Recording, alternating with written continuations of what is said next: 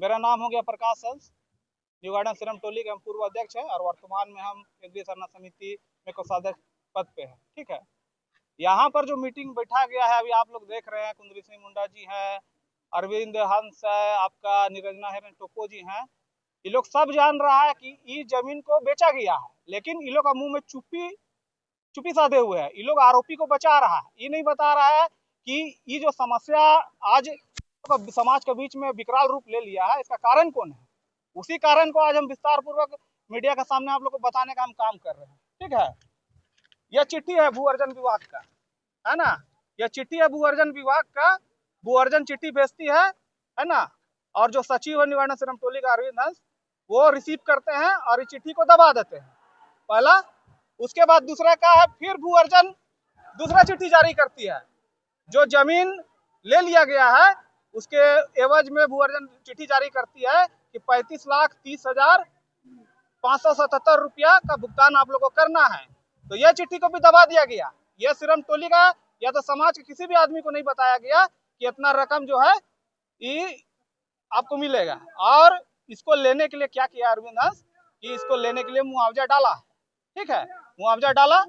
और एक चीज और बता रहे हैं कि एल&टी के साथ भी लोग समझौता किया है ना। आज जो आरोप लगता है कि सर एल&टी कंपनी दीवार तोड़ दिया है, कोई नोटिस नहीं की, कोई, तो ये सरासर गलत है। ये एल&टी कंपनी जो है, ये चिट्ठी जारी की है 8/11/2023 को, ये जारी की है। इसमें साफ लिखा गया है कि मीटिंग हुआ इस स्थल पे 1 नवंबर 2023 को मीटिंग हुआ है। और मीटिंग में ये लोग, है ना, मीटिंग में ये लोग क्या किया कि जब भू अर्जन पदाधिकारी अभियंता यहाँ पर आए तो चर्चा हुआ। मीटिंग में चर्चा होने के बाद कोई फैसला नहीं लिया गया कि बाउंड्री वाल तोड़ना है कि नहीं, है ना। वो बोले कि हम लोग अभी तत्काल कोई कार्रवाई नहीं करेंगे। लेकिन ये अरविंद हंस है और इसका जो मुख्य साथी लोग है, ये लोग जाता है एल&टी कंपनी के पास और उसको विश्वास में लेता है कि सर कीजिए ना, हम लोग है ना पीछे में।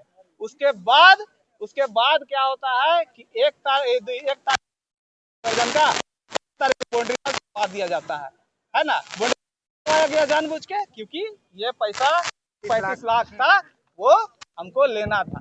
अब आप एक चीज को पूर्व में आप और जाइए, है ना। जब ये बिल्डिंग बन रहा था, केंद्रीय सरना भवन जब बन रहा था, तो यही अरविंद हंस है ना, यही अरविंद हंस है जो 50 जगह चिट्ठी लिखा। ये अनुसूचित जनजाति को चिट्ठी लिखा, मुख्यमंत्री को लिखा, ये राज्यपाल को लिखा, नगर आयुक्त को लिखा, थाना में लिखा, लेकिन हाईकोर्ट में भी केस किया। हाईकोर्ट में देखिए केस चल रहा है ना, अभी भी चल रहा है। हाईकोर्ट में केस भी किया है अरविंद हंस, है ना। हमारा उनसे बस समाज से एक सवाल है कि जो आदमी सरना भवन को रोकने के लिए 50 जगह चिट्ठी लिखा, वो फ्लाईओवर को रोकने के लिए एक चिट्ठी क्यों नहीं लिखा।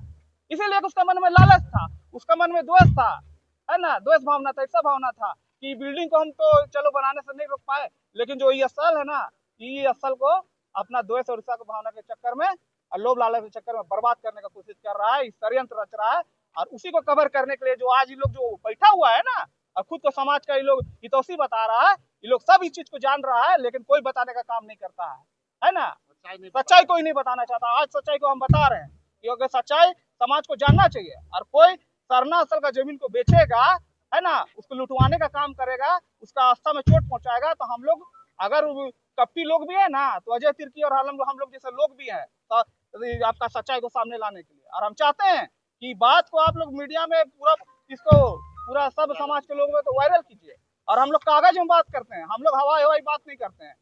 हाईकोर्ट में केस करने वाला ही अरविंद हंस है ना। और सीएम के पास जाके बोलता का ये लोग कि भैया ये 5 साल फ्लोर बना हुआ है, इसको 5 जनजातियों में बांट दीजिए। अरे भाई, तुम तो विरोध किया है, तो तुमको बिल्डिंग से क्या मतलब है, तुम तो विरोध करने वाला था। यही एल&टी से समझौता किया था। और अभी समाज को और मीडिया को और प्रशासन को दिखाने का कोशिश कर रहा है कि हम लोग बचा रहे हैं, दिग्भ्रमित कर रहा है।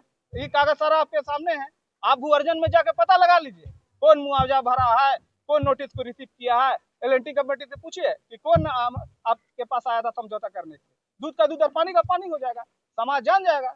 आवेदन दिया गया, राष्ट्रपति आए थे उसको आवेदन दिया गया, यहाँ तक कि मतलब ST/SC एक्ट जो दिल्ली है आयोग उसको दिया गया। मतलब किसी भी तरीके से भवन कोई बना नहीं देना चाहते थे। मतलब ऐसे लोग हैं यहाँ पर कि जो विकास के नाम पे वादा करना चाहते हैं, और ऐसे लोगों को हम लोग सबक सिखाएंगे आने वाले दिनों में। और मैं साफ तौर से कहना चाहता हूँ कि जिस तरह की ये लोग राजनीति कर रहे हैं, भारतीय ट्राइबल पार्टी के लोग और बीजेपी के लोग, उसको हम लोग सबक सिखाने का भी काम करेंगे।